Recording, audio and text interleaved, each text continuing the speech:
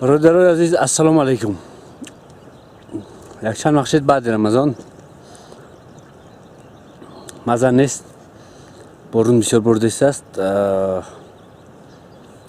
خرد قفرم کردگیان نشد. امروز برآمدیم بیرون یک سیرگشت تماشا. امروز 8 ایون، در 8 ایون اومدیم روی نو برآمدگی خوردیم. این برادرها روی که نو از زمین برآمده است. وقتی خوردنش و با مزه ترین زمانش همیه.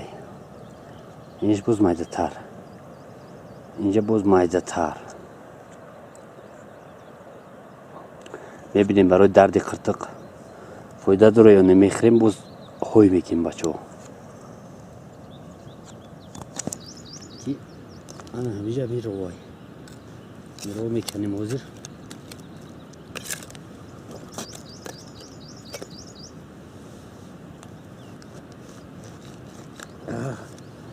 بهترینه بردارو میره میخیر سوزا میکنه.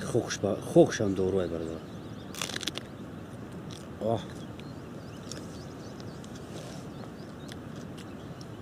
انا لاحظ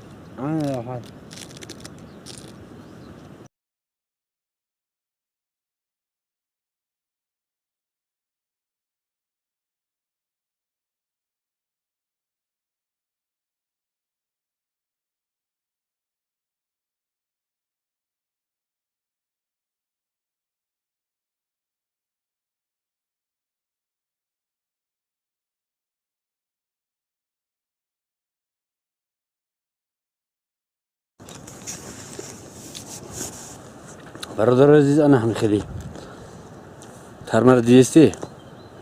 این ترمه مدت یک ماه دیگر آب نمیشه. کدومی که اومدنی ای، کدومی که اومد و راه گذشت رفت بالا، فراموش نکنه یک سری بزنه. انشالله که یک ماه دیگر روی نو از زمین برآمدگی یعنی سویجی پیدا کرده میتونیم. علف بهار حساب میشه. یک سر میزنی راحت میکنی. برادر این روشک نیست. روشک تماما دیگره. تماما بوی بزیب دیگر میکنه. در نظر من بوی بزیب میکنه. مزهش هم تماما تیزه. این رو دیگره. در جاهای ما روشک نمیشته است. اون نو روشک دیدیم، روشک در جاهای ما نمیشته است. ممکن پایان تر بشه. برادر برای گلو نمیدونم فایده داره نداره که ما خوردیم.